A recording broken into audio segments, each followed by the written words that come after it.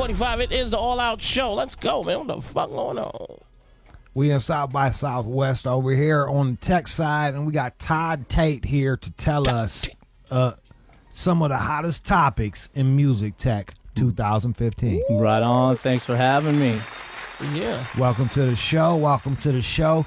Technology seems to be moving. It's, I guess, by nature moves pretty quickly, huh? Yeah. So what? At least every 6 months, it changes. It's continually growing, huh?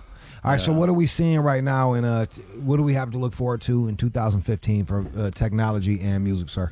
Well, the 2015 is a little similar to 2014, as you know, the laws that dictate, you know, licensing and such, you know, they're not moving too much. So so music technology companies are stuck with the same guidelines, and the artists are still stuck with being opted into ASCAP BMI and what's such. What's ASCAP like BMI that. is what? That's performance rights organizations. So those are those fat royalty checks you want to get in the mail when you spin my song. Okay. All next year when I send it to you. Wink, wink. So if I spin your record, you get paid for that shit. Yeah. Absolutely. It's kind of win-win for the artist. You get to get paid to have a commercial. Yeah. That's all right. That's all right. I'm not mad. I'm just because I don't have to pay. So you know. But yeah, just moving along to today's panel, we had some great people aboard the panel. We had Larry Marcus from Walden VC, he's one of Pandora Radio's first investors. He does early stage companies. Michael Serta, formerly of Vivo and now over at Facebook, he's the director of entertainment products. And Chris Wiltsey from Bandpage. What's the top shit right now? Is it Pandora still winning, or Spotify? How's Spotify doing? You know, it really depends on what the fan wants. Pandora is described as a layback radio experience. So you push a button, you lay back, and you go. I don't like Pandora. Pandora's cocky. Pandora is like, because I like Modest Mouse. Like I typed in Modest Mouse radio, and then I went to listen. So when it comes to your thing, Spotify, you want to hit Modest Mouse and play that song six times in a row. You're like, I love that track. I want to hear it again. Yeah, I just want to hear their fucking music. Yeah. Like I don't want to hear what fucking Pandora thinks sounds like Modest Mouse. Right. Like, oh, if you like this, you like Bell and Sebastian. Well, guess what? Fuck those guys. I don't like Bell. Yeah. They can suck my dick. You know what I mean? Yeah. But to move down the list, you know, as far as hot topics this year, still there's a lot of stuff going on with YouTube. As far as the independent community, they have contracts that you have to enter. What do you mean? Well, you have to sign an agreement to have your content on YouTube, and your content is on there for 5 years, and it also says the content that you produce within the next 5 years, they're going to get it as the same time as the other services. Yeah, I heard what about does that mean? Like, what do you mean they get it at the same time? Say if your track goes up on Spotify, okay, it's got to be up on YouTube at the same time. You can't window, per se. Window means like, that's like the Beyonce thing. I'm just on iTunes for the next month or the next week. It doesn't work. Yeah, that doesn't work for YouTube. So we had some discussions over YouTube, what's next in that space. Who owns YouTube, Todd? Is it Google? It is Google. Okay. Google acquired them as an early stage startup. Those motherfuckers. Yeah, employees 1 to 20, et cetera, et cetera. They're doing pretty good. And then moving on down the line, hot topic number 2 was fan funding platforms. Kickstarter, Pledge Music, Patreon, Indiegogo. Big news recently, Amanda Palmer. Who's that? A famous independent artist, formerly of the Dresden Dolls. Oh, yeah. She's on the. I don't know who the fuck that is. I'm just trying to keep it moving. She just joined a fan funding platform called Patreon. Okay. And what you do is you put up a selection of what you're going to give the artist for something. So say like myself, I've got an alter ego called Say La Dobro. I'm going to release a single every month for 6 months, coming up in a couple months. So if you pledge $1, right, you get my single every month. I'm working with an illustrator that does killer illustrations with my music. $25, you get the T-shirt and you get the song. How's that different than Kickstarter? It's Kickstarter is a one-time, if I may go with the vibe of the show, blow your wad deal. Right. Right, so you have a goal. Okay. And you hit it or you don't, and boom, there's your load, you get it. what's that called? Wait, Patreon? No, is, that's Kickstarter. yeah, but Patreon is Patreon is every month support going forward.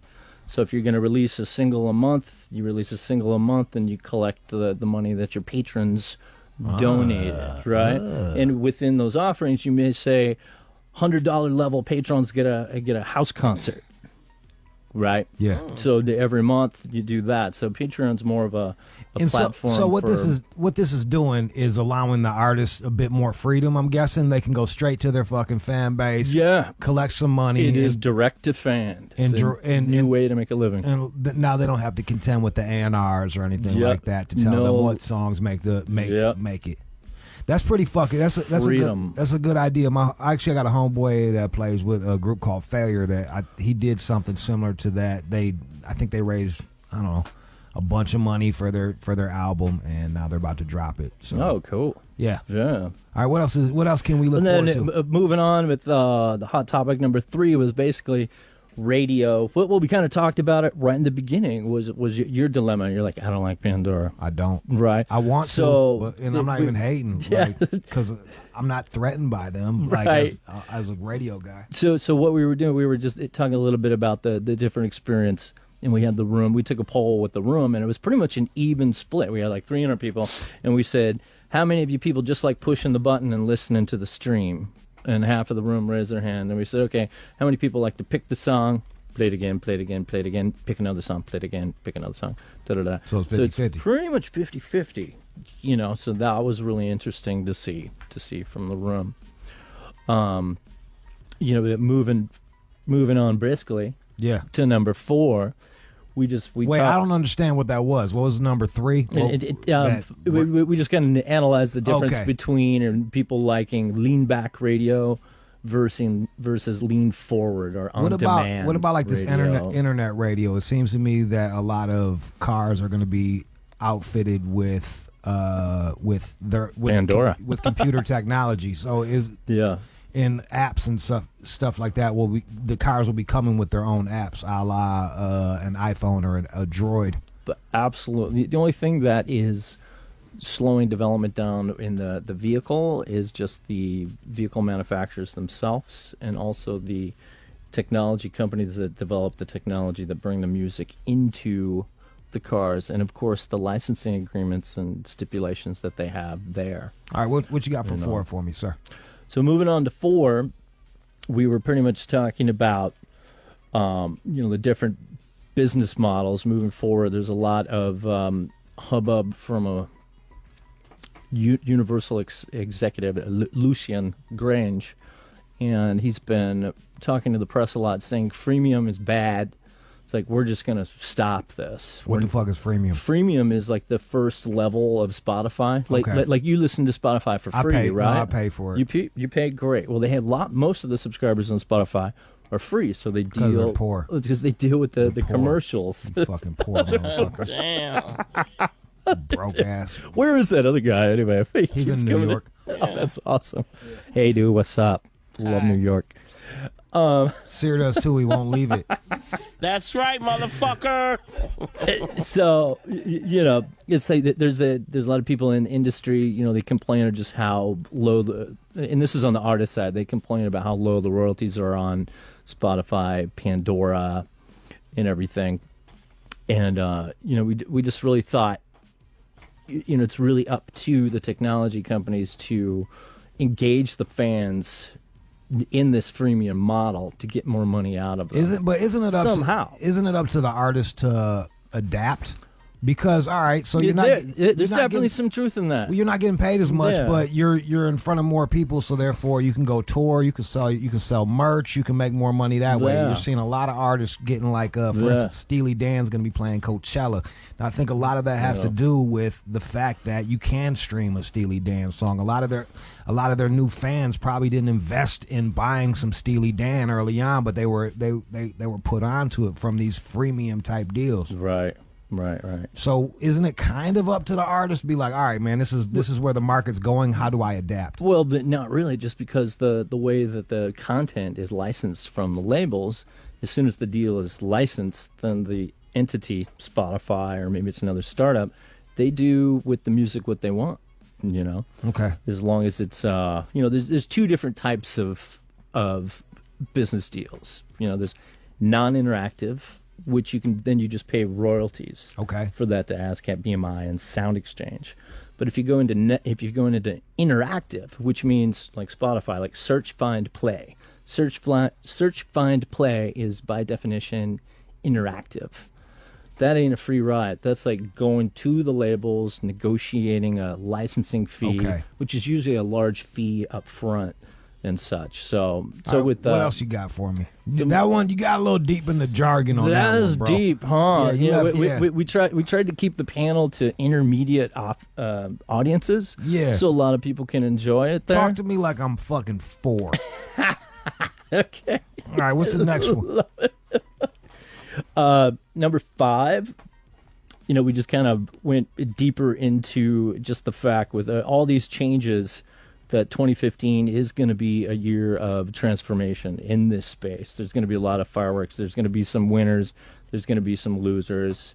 And at the core of this argument, just to keep it basic, there is a brand new 245-page paper published by the Copyright Board, and they're looking at all the complaints and different sides of the argument on what to do with copyright and how music is collectively licensed. All right, what's the next one? So that gets really deep. Yeah.